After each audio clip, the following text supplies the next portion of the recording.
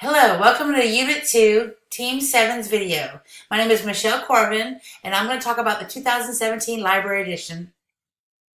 My name is Deja Watkins, and I will be talking about the 2017 Higher Education Edition.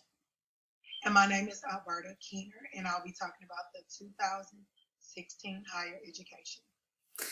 Okay, let me go ahead and begin with the Library Edition.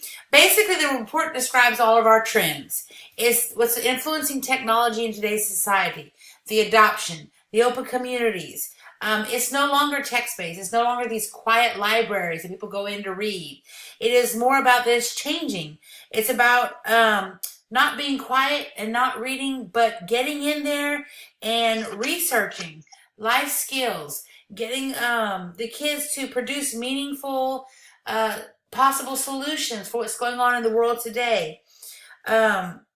Students learn through the creative process. The trends in education, they line up right along with what's going on in the libraries and the technology. The problem lies, though, in the higher grades that the students and the faculty alike aren't using the libraries like they used to. Because nowadays, they can just research at home. Everybody has their own device. Everybody has their own laptop. They can sit there and they can just do all their research from the comfort of their own home. They don't need to go to a library.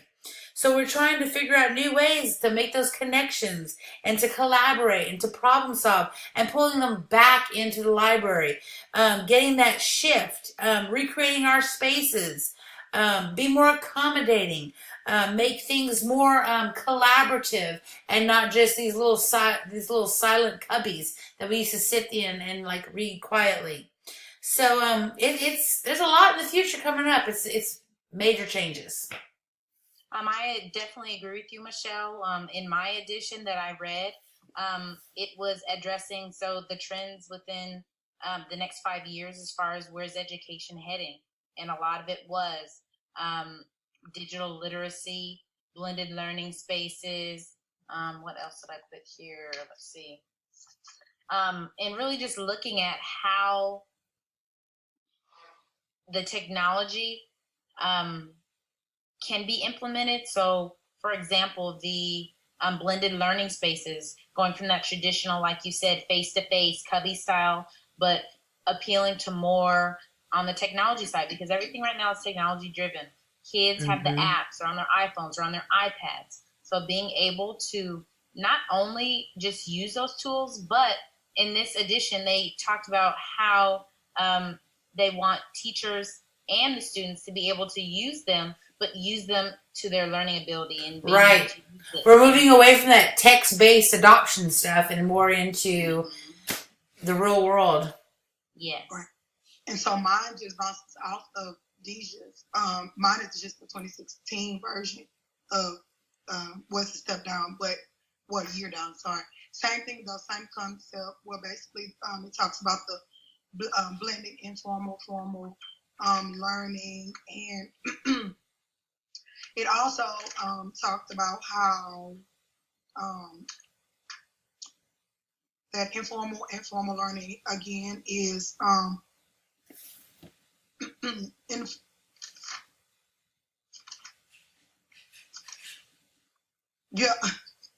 you have to first understand that society is changing, and so is technology. And the article just explains how the panel basically discusses the blended the formal and informal blending of learning. Right, that hands-on, that collaborative between the people. Yes, and the educators are no longer just the center of, okay, I'm going to lecture you, you're going to learn. Now they're wanting more problem-based learning. The STEM learning is coming into it. So it's all coming together. Right. The teacher itself is providing the canvas, and the librarian is providing the canvas, but they're kind of backing off and letting the kids lead the research and the guiding themselves through the education process. Yes, and they want those deeper learning approaches. Yes. Most definitely. And they're preparing, and that's what it is within the education realm.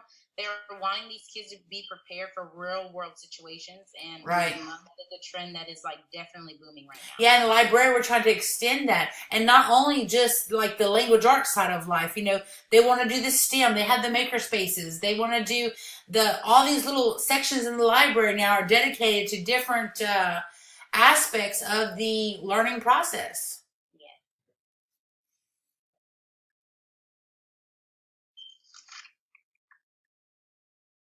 No, oh, I didn't. Did you have anything else to add, Alberta? Oh, me?